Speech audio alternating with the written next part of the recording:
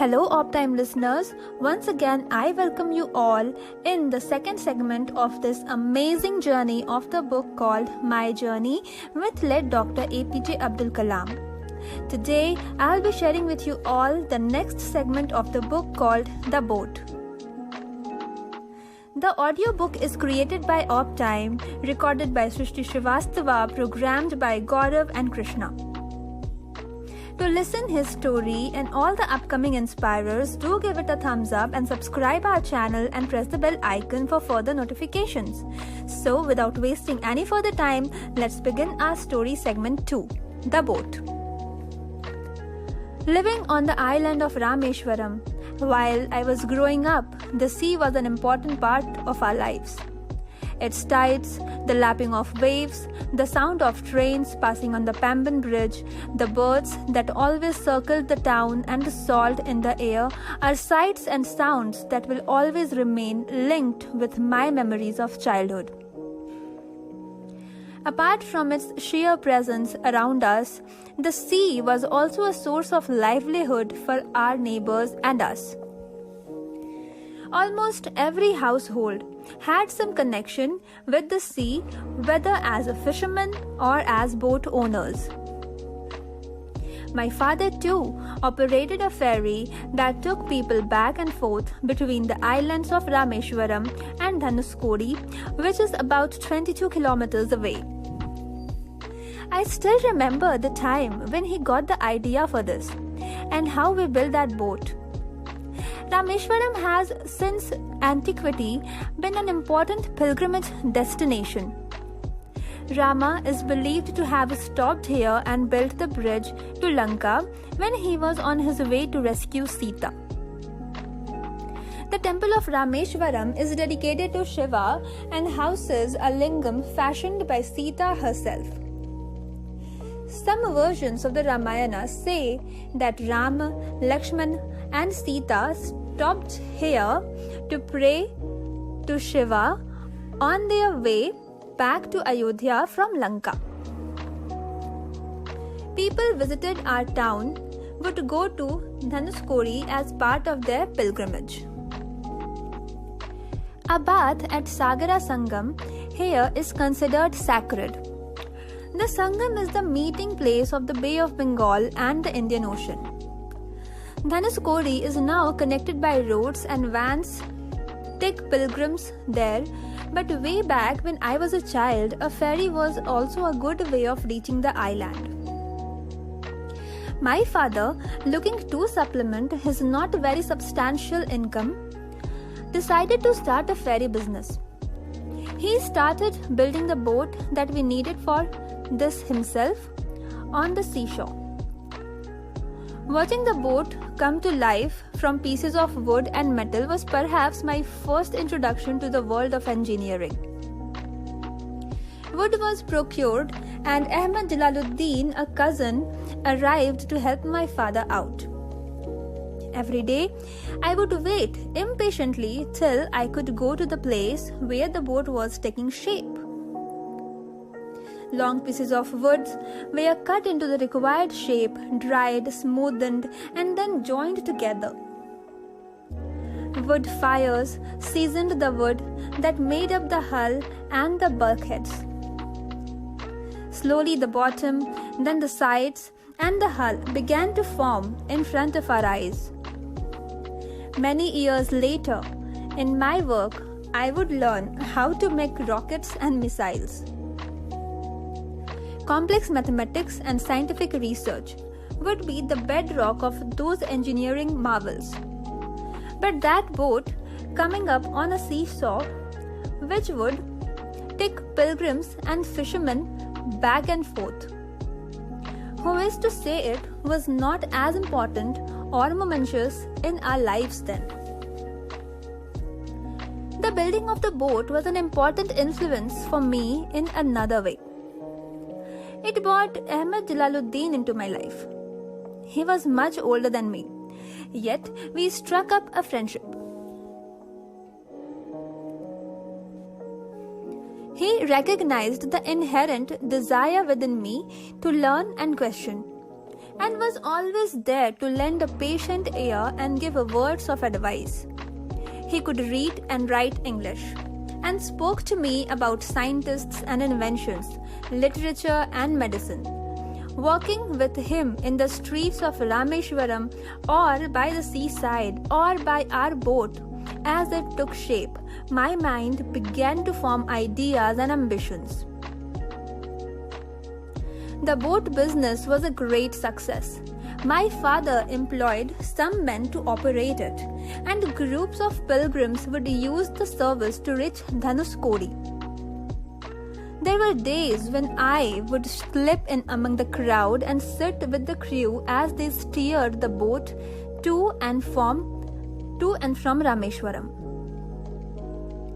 I heard the story of Rama and how he built the bridge to Lanka with the help of his army of monkeys.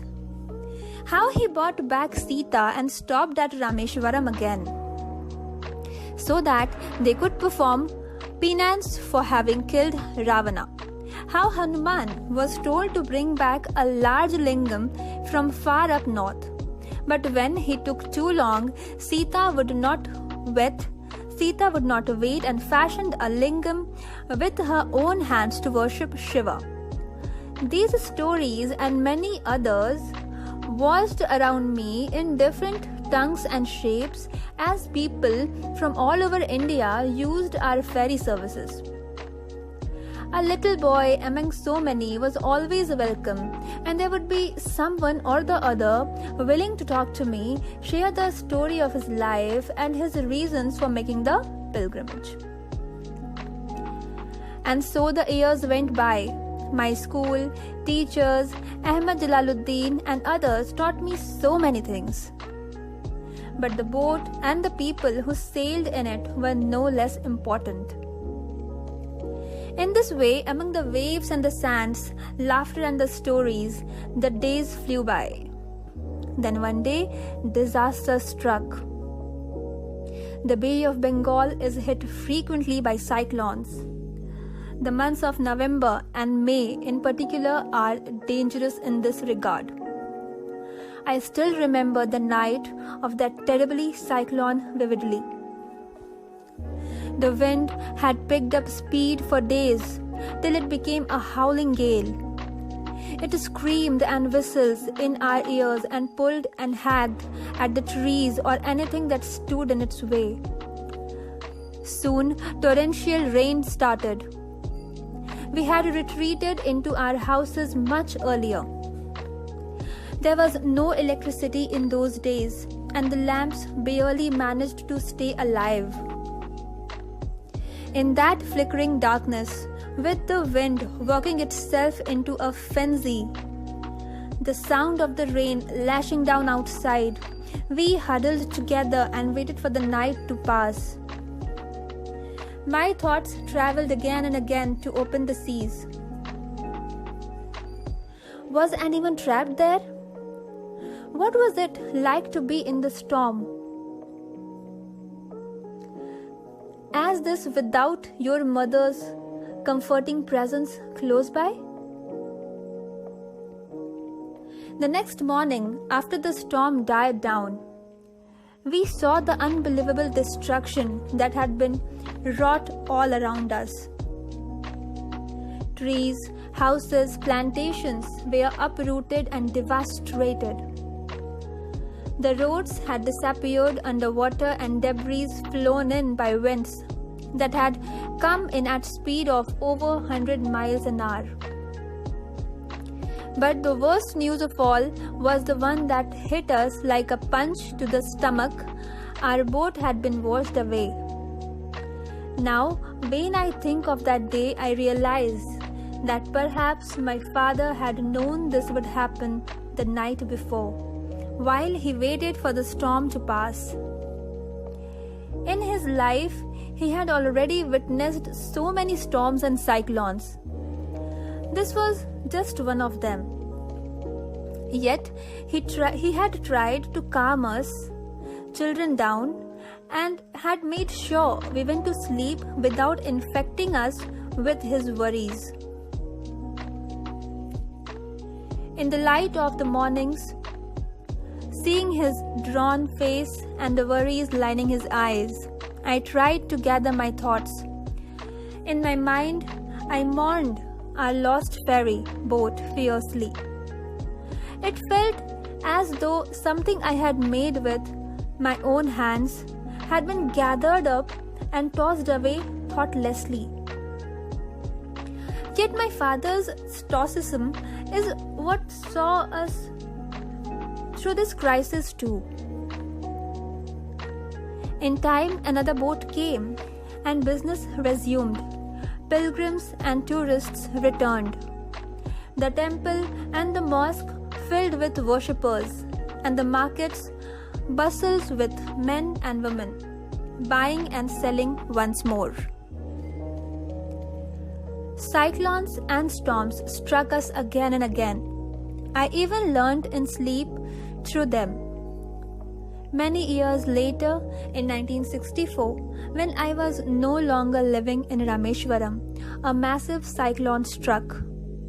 This time, it carried away a part of the landmass of Dhanuskodi.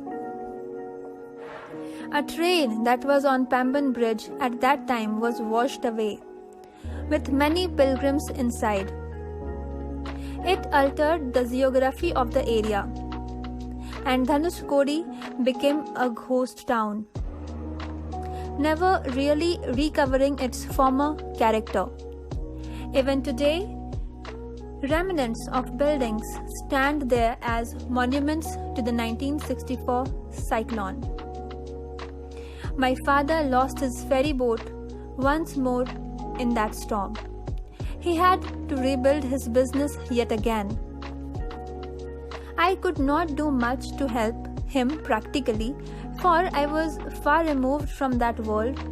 But when I struggled to give shape to the satellite launch vehicle SLV rocket or the Prithvi and Agni missiles, when countdowns and takeoffs were disrupted, and our rocket launch sites situated by the Arabian Sea and Bay of Bengal in Thumba and Chandipur were rained upon, I always remembered the look on my father's face the day after the storm.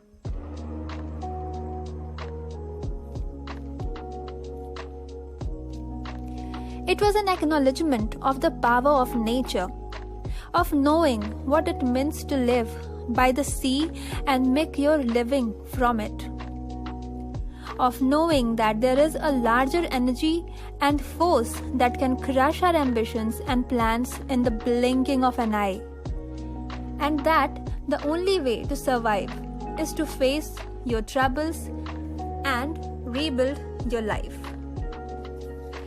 So that's all for today, listeners. We'll come to you with the next segment very soon. You can share your experience in the comment section. Thank you all.